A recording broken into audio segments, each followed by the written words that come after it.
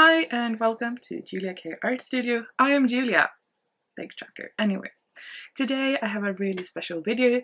I am going to review the palette by DaVinci that is curated by Denise X DaVinci. That is also including Denise's green, the color that she helped formulate for DaVinci. So let's just get right to it. Now this set you can buy the palette as a palette, but you can also get the palette and also the tubes to do the refills. I decided to go with just the palette because I wanted to try out DaVinci Paint. I have no access to DaVinci Paint here in Europe, so I bought it from the US. So with paying for the palette, the shipping and the customs, it was a little bit pricey, but it shipped really quickly, no problems with customs or anything, so thumbs up for that. But I just wanted to mention that DaVinci have a packet where you can get the tubes as well if you want to get the refills, just so you know. So the reason why I wanted to get this is because I have been a big fan of Denise X DaVinci for a long time. In Liquid Color, her YouTube channel is one of the first channels that I really got attached to and watched so much. I've learned so much, and just having her on in the background while I have been painting have been such a big help and support, and just not feeling so alone when you are most often alone when you're painting. I have been wanting to support her, and it took me quite a long time to bite the bullet and buy this because, like I said, buying it with the shipping and the custom fees to Sweden is a little bit of an investment, but I've heard so many good things about DaVinci Paint, and now I just I can buy it through my company, so tax write-off. First, I want to read to you what the official statement is about the palette, so we can get on the same page where what they are saying, what this palette is supposed to be, and from that we can do our review. Denise's earth-friendly DaVinci watercolor palette is a carefully curated, non-toxin vegan watercolor palette containing 24 hand-poured half pans. While watercolor tend to produce less waste than other paint mediums in general, this palette allows artists to further reduce their impact on the environment by intentionally avoiding the use of cadmium, cobalt, magnesium, and nickel pigments. Denise has carefully researched each pigment included in this set, focusing on their environmental impact while simultaneously striving to create a balanced, mixed palette. The set includes some of her favorite primary colors, but also joined by some eco-friendly alternatives, including a cerulean blue hue and a brand new version of sap green that she has worked together with DaVinci to create that maintains a nice glow while avoiding the use of nickel acer yellow. The color selection is rounded off with a wide array. The color selection is rounded off with a wide array of both transparent and opaque earth tones that she is well known for using in her animal portraits. So reading that, I feel like we know a little bit about what we're getting. We're getting a palette that is primarily primary tones and earth tones. This palette is created by Denise for Denise, and I feel like if you have been following along with her paintings on YouTube, seen her Skillshare classes, or her Patreon content, she is a really good mixer of colors, and also uses a lot of earth tones. So I feel like that is what we're going to get. We're going to get the primary set, the red, the yellows, the blues, standard for mixing, and then a lot of earth tones. Fair enough. Okay, so with that being said, that is what they say about the palette. Now we get into the section of what I think about the palette. I'm going to talk about it in two different sections. I'm going to start by talking about the paint, the quality of the paint, how I feel they are reacting, because keep in mind, this is the first time I am working with DaVinci colors. When we have gone through all of the paints, all of the pigments, how they react, and all of that stuff.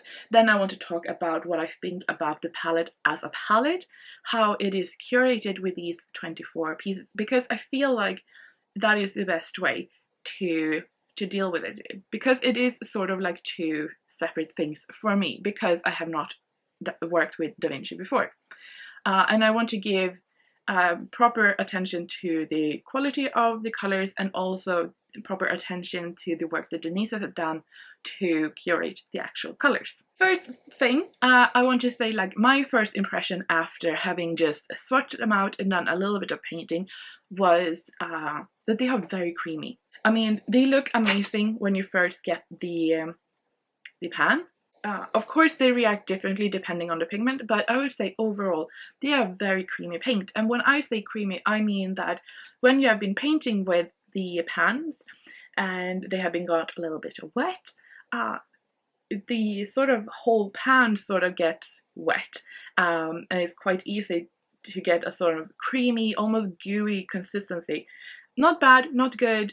I just want to keep that in. That is something that I learned very quickly and that I kept in mind while I was painting. So I was very careful with not just dipping my brush and like swirl it around in the pan, because I knew I would get a lot of pigment.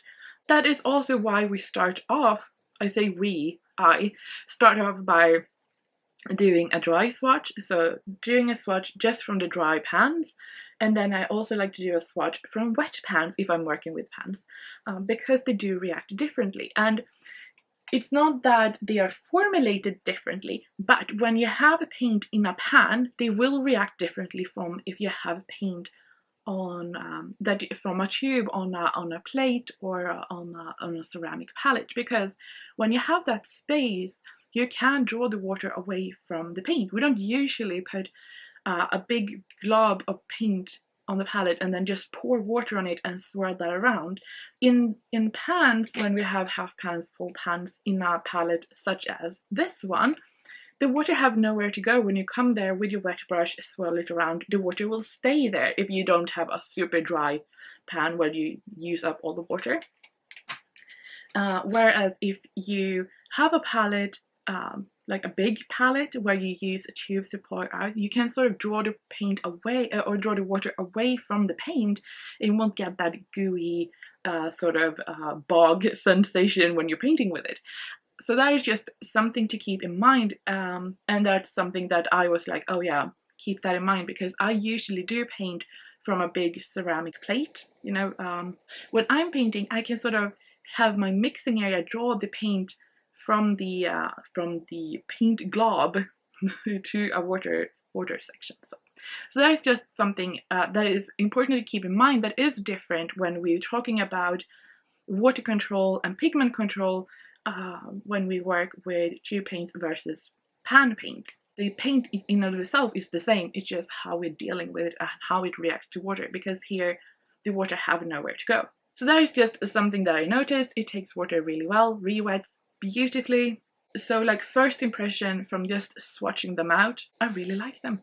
I really like them. So from having swatched them and got a little bit of a sense of the paint, I then started to work with them, because I wanted to be able to sit down here today and give you as good of an opinion as I possibly could, and feel like I have worked enough with this palette that I feel confident in about what I'm going to say.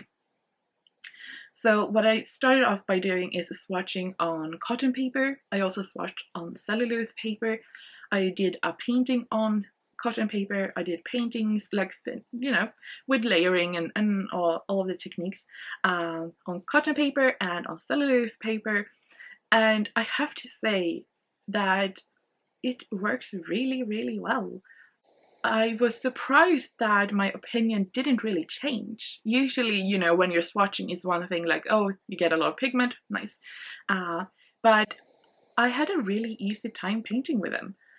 So let's go in and talk a little bit about each color that are in this palette. I'm going to do that because that's the name I'm most insecure about pronouncing. Keep in mind, I'm from Sweden. English is my second language. Please, okay. To mention, this is a cellulose book, so the paper in this one is cellulose. And also I have the same swatches on Fabriano Artistico, and I think something I just want to point out is how similar the colors look. Sometimes you can see like a difference depending on the paper, but these paints are just really, really good. And there is of course a difference painting on the different surfaces, and I would always recommend the cotton paper, but they handled really well on this Sea White of Brighton sketchbook. Light Yellow PY97 is the first paint in this palette, and it is, I would say, a traditional lemon yellow. I have a strained relationship with yellow, and I feel like I have to say that because where I can talk at length about what I feel about greens and blues and purples and even earth tones, yellows are a little bit more tricky because I have a really hard time liking yellows. I have a few that I have found after years of like actively searching for good yellows. I can honestly say that the Arylide yellow and the Hansa yellow deep that are in these palettes, those are the two sort of true yellows. I don't like them as yellows. Are they good to paint with? Yeah, they mix beautifully. They're easy to paint with. They stay true in color. They're really nice. I don't like them, but that's my issue with yellow and not the issue with the paint. Arylide is, like I said, more lemon yellow. Hansa yellow deep is more on the orange side and almost have that sort of Naples yellow warm tone. I just want to show you on this piece that I painted where I used the Arylide yellow to do some splatters into the green. And you can see that even though it is a yellow splattered onto wet green, you get the yellow. So it's a very pigmented, and I didn't feel like it was very opaque as many yellows can be when it's that light. So great yellows. Moving on, please. We have 4 red paints in this set, and here is one of my a little bit of a really, but we're going to talk about that later when it comes to the palette section. First of all, we have DaVinci Red, that is a PR254, and I would say this is a very, it's a red that is slightly leaning towards the orange side, but I would still call it a red. It can be quite opaque, but we have a very nice, like it layers very nicely, it doesn't lift very much, and it's a really nice red. It's one red that I would never put on my palette, so it's been really fun to play around with that one. We then come to Alizarin Crimson PY19, that is more true red but blue leaning, so we don't have a true red in this palette, but this one is as close, I feel, as you would get to a true red. It's very nice. It layers nicely. You can do a little bit of lifting on it, and yeah, it's been really, I've been using it quite a lot when I do my skin tones. I've been using that one, mixing it with a little bit of golden ochre and then a little bit of green. I find it really nice. We then come to a really deep red that is Perlene Maroon PR179 and this is a pigment that I have on my studio palette. I really like this one. It is almost brown leaning and you can lift it a little bit, and it does layer nicely. Something that you keep in mind is that if it lifts, it typically doesn't layer very nicely, but that's just something to keep in mind. I really like it. It's something I would put in my palette too. Then we have Red Rose Deep. It's another PV19 color, so same pigment as the Alizarin Crimson. This one is definitely more blue leaning. It's definitely more like a rose color than the Alizarin Crimson. And that is sort of my thing with it. We're going to talk about it later. But yeah, it's definitely more like, so if you're into flower painting, florals, is another proper word for using when saying flower painting. But yeah, it's very nice.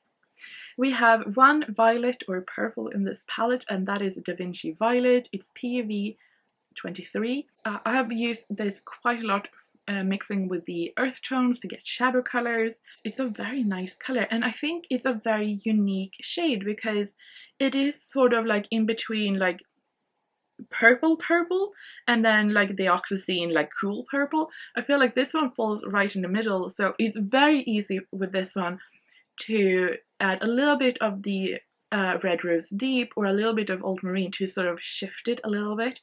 I have a sketch in the sketchbook where I've done violets, where I've just sort of seen how much I can shift but still keep it in that violet family, but just with a little bit of rose or a little bit of ultramarine, sort of nudge it in different directions. After that, we have one of my favorite pigments. It is Indanthren blue, Delft blue, Anthraquinoid blue, PB60. I love PB60. I have this pigment in a few different from a few different companies, and I love this version. I think it's really, really great. It is not my favorite, I have to say that, but I really like it. And I have used it quite a lot with my paintings. I love working with it. It makes beautiful greens. Mix it with the umbers to get like that sort of grayish tone, and I feel like it is a very underrated color, and it's some colors that you don't often see in the sort of standard palettes. I recently bought a tube from M. Graham PB60, and I like this one a lot better than the M. Graham. My favorite, sorry, I'm going to say it, it is Old Holland Delft Blue. It's my favorite version. I just needed to say it, okay? We're going to continue with DaVinci now. Ultramarine Blue, PB29. It's a standard ultramarine blue. It layers okay, it lifts, it has a slight granulation. I would say it doesn't granulate quite as much as my typical ultramarine blue is the French one from Daniel Smith, which is made to granulate more. So, but yeah, it has a slight granulation, so if you are looking for an ultramarine blue that doesn't like overpower everything you do with granulation, I would highly recommend the DaVinci one. It's really, really nice. Next up, we have a cerulean blue hue, and like we said here before in this sort of little blurb about the palette, we have cerulean blue hue instead of the cerulean. So this is a mix of PB15 and PW6. So that is a phthalo blue and titanium white. Now, something I feel like I have to say here is that often when you mix something with PB6, so titanium white, it gets very opaque. That like PW6 is a very opaque pigment, but here you have that very nice blue color, but it doesn't feel opaque. It doesn't feel heavy in any way, and it makes the most beautiful sky color. It is really, really nice because we have that phthalo blue in it, and I assume that it's what's used as a base. We don't have a lot of lift in it, but it's a phthalo color. You don't lift phthalo colors. If you don't, I mean, you don't. Why would you? Cerulean blue hue is beautiful. I have to say I have not used it as much as the other colors. I haven't done that many landscapes. I have a thing for landscapes too. It's that in yellow. Anyway, but it's a very, like, as a color, I truly appreciate it, especially because it's a blue one. Then we have the Phthalo Turquoise, that is a PB16, and it's beautiful. The only thing, as we're going to see here, I got some really weird spots on this swatch that I made on the Sea White of Brighton sketchbook. I have not seen any of that on anything else that I've swatched. I've used this quite a lot when I was painting with it. I've done a whole background around a painting with just this color. So don't get alarmed about the swatch. I don't know what happened there, but it has been no issue when I've actually worked with it. It's just a fluke, I suppose. It's sad because it's such a beautiful color, and I got such a nice little bit of bloom in the corner there that I really love. So, but don't ignore that. I don't know what I did, but it was my bad. And working with that color has been amazing. I've really enjoyed this color to work with. The last color on the first row, it is a Phthalo Green PG7, and I know it's not everybody's favorite type of green, but I feel like in a palette like this, going to talk more about the actual palette later, I know, but I feel like I need to mention it. It is such a good mixing color. This one is transparent, it layers nice, you can even lift it a bit even though it is a phthalo, and yeah, I just feel like it's a really good, it's a good color, and it's not as sort of strong and overpowering as it sometimes can be because it is a phthalo. I just feel like they have done a really nice job with it. So let's just jump down and take a look straight away at Perylene Green. This is PBK31. I love this color. This pigment is amazing, and I don't even think you can see that I have layered. It just looks black. It is beautiful. It is so nice to work with. I love Perylene Green, and I have it on my normal palette. I have it in Daniel Smith, and I just need to say that my standard palette is mainly Daniel Smith and White Knight and a few Old Holland, and that's because that's the best quality that I can find that I like that is available to me in Europe. But if I had these colors more available to me, I would definitely pick up the Perylene Green. I love it. It's beautiful. It is just what the dreams are made of. If you love dark green, that is. If you don't like dark green, get other dreams. Yeah. It layers beautifully. You can lift it. It is just I think it has to be one of my favorite colors in this palette, which is it's a green. I don't know what to say. Speaking of green, we need to talk about the special color in this palette that is Denise's green that she has made to sort of substitute as a sap green. She has mixed a P1, PY129 and PB60. So that is green gold with Indanthren blue, and it's a really nice green. It's a really nice sap green, and it layers nicely. The swatch that I have on the sea white paper, not as nice as it actually is painted out, and the swatch that I have on the cotton paper right here, so it's this one right here, looks a lot more true to what it actually is. But I think it has a more natural feel to it, because even though it's so easy to judge paints when you have them painted out like this, you do a swatch and like, I don't know. But when you actually do paint with them, I don't want that sort of, I have to say, I really like this green. It looks really natural. It's very easy to paint with. It goes beautifully with the other greens in this palette to create a very natural, realistic green look. You know, if you're going to pick a forest or a field, or, you know, it looks really good. So I think she's done a really good job about that. Now, can you say like, well, I mean, we have the PY 129 and we have the PB60 already in the palette. Is it really worth it? And I would say you need very few colors in a palette to actually do the work, and if you have good convenience colors, they are worth so much. And I feel like this is a convenience colors that is worth it, because it is such a good starting off point when you do paint green. Add a little bit of purple to get it deeper, add a little bit of Perylene, add a little bit of red, you can just add such a little bit of amount of paint to change the color. And when we're painting with watercolor is something I don't think many people talk about, especially when you do reviews and when you're talking about what colors are curated together. But because a lot about watercoloring is about timing. We don't have the time to sit around for ages mixing the right color and then go, because by that time it's too late. It has dried too much, or you will cause a bloom, or you know, all the things that can go wrong.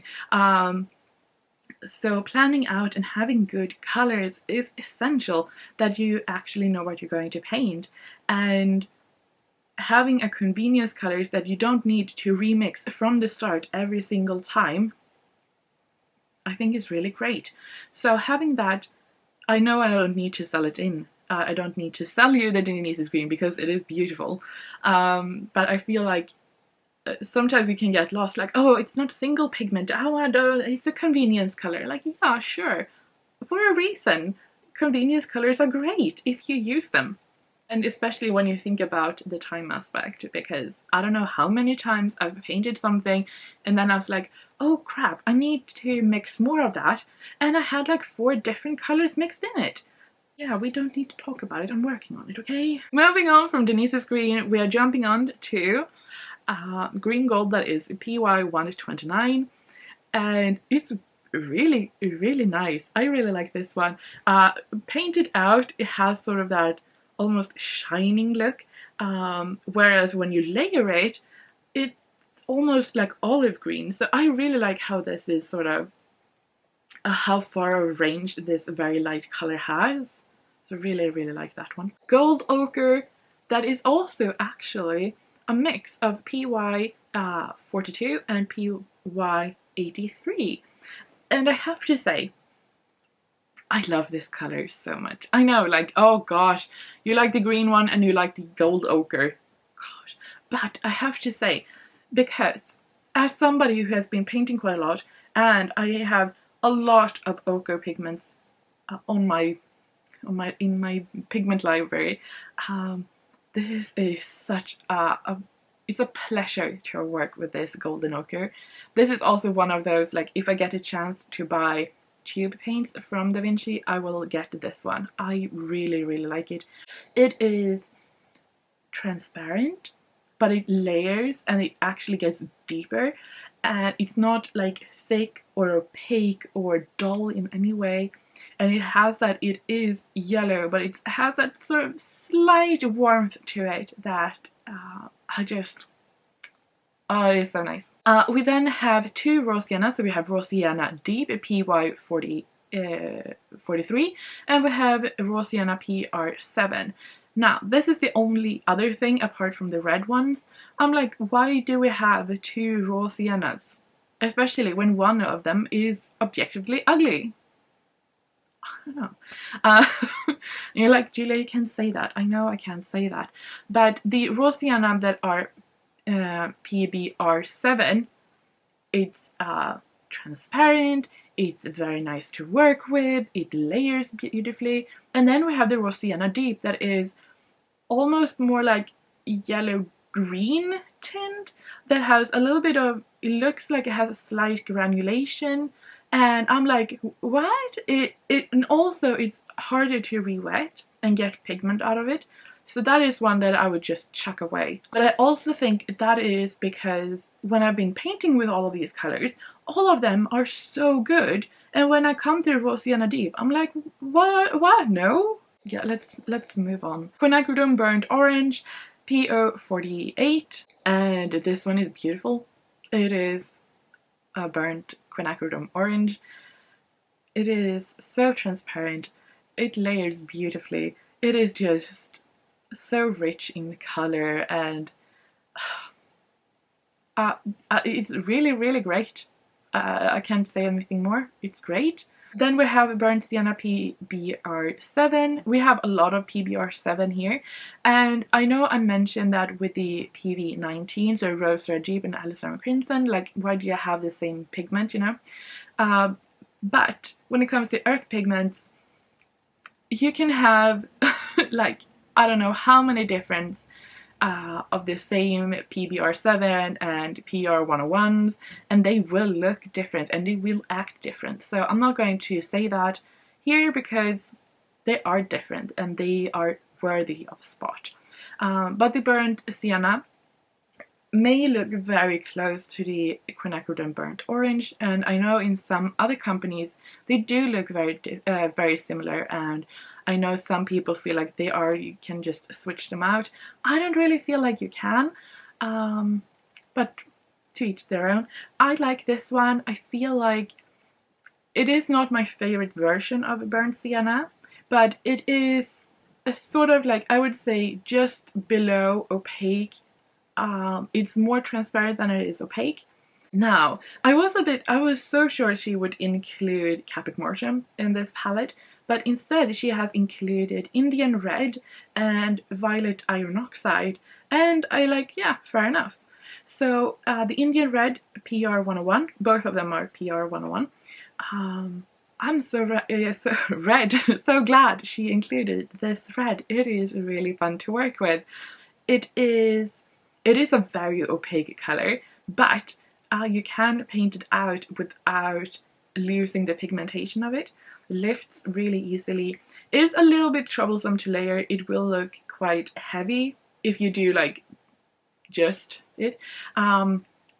I have mixed the Indian Red with the Cerulean blue hue, and you get such an interesting color with the granulation of the Indian Red with the brightness of the Cerulean blue hue. It's really fun to work with. The Violet Iron Oxide, it has sort of like that violet grey hue, and I feel like I have not painted enough with this color. I feel like any granulating color, it is an adventure, and you just need to do more and more. But I'm really happy she included this one, because I don't think I would pick it up otherwise. So yeah. Last up we have the Raw and Burnt Umber PBR7, both of them, and yeah, I have used them a lot. Especially the Raw Umber. Raw Umbers are always the first color to go in my palette, especially if I have Ultramarine Blue in the same palette. You mix those two and you're golden, you know? Yeah, I really like both of them. The Raw Umber have that sort of grey undertone, you know, very cool, whereas the Burnt Umber is obviously more warm. I just really like them, and I feel like if you're looking for a good set of those sort of basic earth tones like the Siennas and the Umbers, the DaVinci ones are really good. So yeah. So that is sort of all that I had to say about the colors. Now, let's talk a little bit about the curation. The colors are amazing, but how do they actually work together as a palette? Can you create everything from landscape to animal and portraits with this palette? Well, you can, yeah. I mean, it's super easy. You have all of the colors that you need. It is very easy to paint animals. I have made quite a few. It is easy to create flowers, florals, if you will, skin tones. Yeah, it is. I would say if you're looking for almost like restart, because I assume that you are into watercolor if you're watching this, but this palette, what I have done, also just to mention, when I have tried out this palette, is that I put my studio palette, I put it away, and I just kept this on my desk, and every time I felt like I wanted to paint, I used this one. So for a solid month anyway, a bit more, I've used this palette, and I mean, first of all, I've hardly made a dip into it, so it is so pigmented, but it also I couldn't find anything where I was like, oh, I'm missing that color. First I was like, it doesn't have a paint spray. Yeah, it doesn't. Do you need a paint spray? Well, it's a convenience color, and we're back to talking about convenience colors. But we have the Ultramarine and the Raw Umber. We have the Violet and the Perylene Green. I mean, you do fine. I have done some stuff where it looks almost black and there's no black in here. So Yeah, I feel like it is so easy to mix them and to get really good mixes that look transparent and luminous. When I went over and layered, it layered really nicely, and even though I made most of the paintings in this sea white paper, that is a cellulose paper, which means it does lift easy. It means it doesn't layer as nicely because of the lifting. It took it really well, and I'm really happy with the results that I got from it. A really cleverly done palette. If there's something I would change out, it is definitely the raw sienna deep that looks ugly. And I would have put in another purple or another violet. I would have put in Perylene Violet because I love that color and I use that so much, especially for portraits. I love mixing that, especially with the raw sienna, and you're done. And then adding in a little bit of green or blue depending on the undertone to get it darker. This palette have been a true joy to paint with. It is a really, really good palette, and I was like, I'm going to find something, I'm going to say something that is not good and like have an opinion about it. And the more I've painted with it, the more I have really tested it and done portraits on good paper, on not so good paper. It just behaves so well, and the colors are a really good mix that you can paint pretty much everything you want to. And I can't really find anything that is bad apart from the ugly raw sienna. Even though it is an ugly one, you still have the good one next to it, so I can't really blame her for that either. Yeah, after I've been trying this out, and I feel I've done a pretty good job with painting with it and really trying to paint different things with it, I'm really happy. I've had such a great time painting with it. I'm so happy that I have this palette in my collection. Yeah, like I said, credit where credit is due. Denise have done a really good job about putting this palette together. It have everything you need, and what I really like that she has picked out usual pigments, and not unusual like you have never heard of them, but she has picked colors that is not your typical standard pigments. We have a few different ones, and I think that is really fun. But I think it's really great what she has done, picking out, like, choosing Indanthren blue instead of Phthalo blue, and really focusing on what is the focus of this palette. The focus here is to get the primer so you can mix anything and everything, and then really showing off the earth tones, because I feel like the earth tones sometimes get lost. They are boring colors, they're not exciting, they don't sell because they're just brown. But I think she has done a really good job of picking different earth tones that have different qualities, and they are really showing off each other. I don't know what more to say, to be fair. She has done a really good job. I don't think I could put together a palette like this. It is really, really great, and yeah, like I said, the only thing I can pick on, again, it is the Alizarin Crimson or Red Rose Deep. I feel like one or the other, maybe. Then again, I also feel like I need to mention this. I do not paint a lot of portraits, a lot of like face human portraits. It might just be that if you paint a lot more portraits, you really appreciate having these slight variation in the red hue when you're using that as base. It could be that, and I'm just whatever. And if that's the case, fair point. But I'm still standing by that the raw sienna deep is ugly. Okay, I think that is it. Thank you so much for watching. I hope you have enjoyed this video. I have had so much fun making it and just diving into this palette.